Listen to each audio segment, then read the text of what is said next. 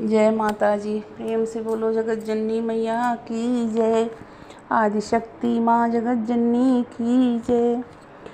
द्वारे पे फूल बिछावो तो वंगन बिछावो हो।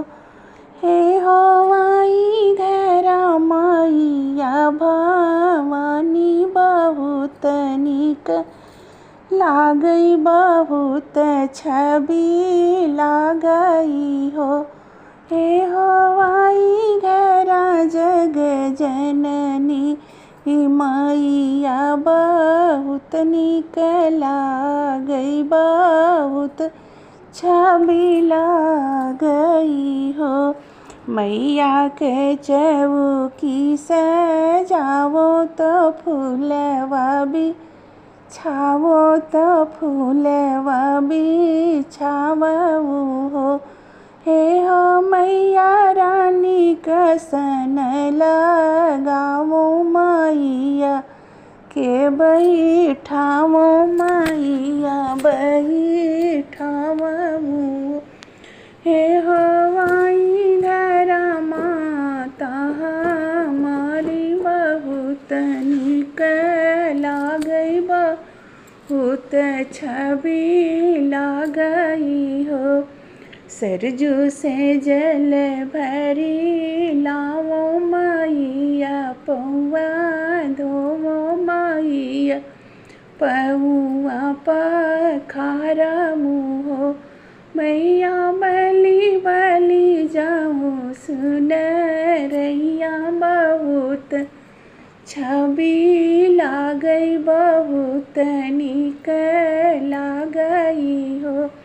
हे हो आई धरा मैया हमारी बहुत निक लागई बहुत छवि लागई हो।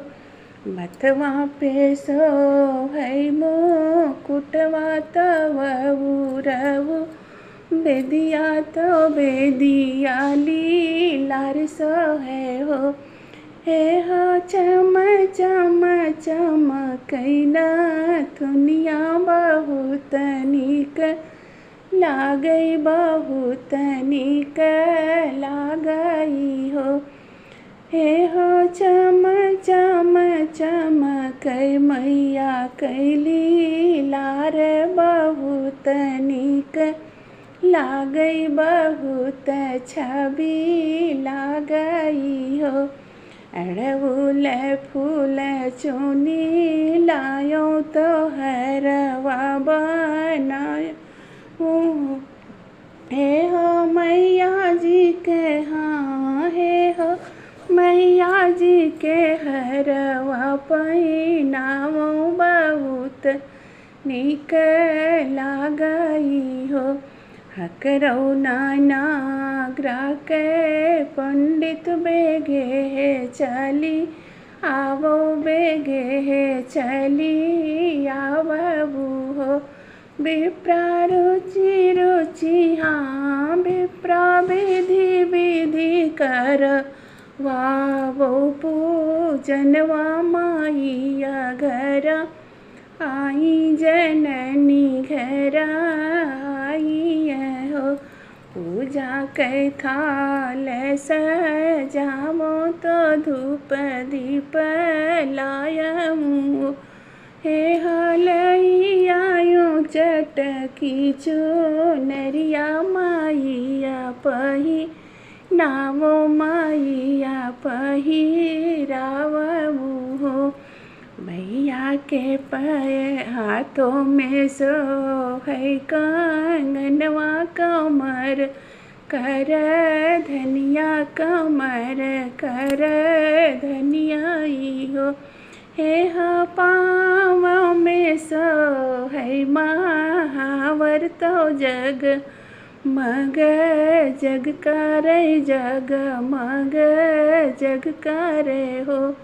हे हो आई घरा माता भवानी बहुत निक लागई बहुत निक लागई हो। हाथ जोड़ी मैया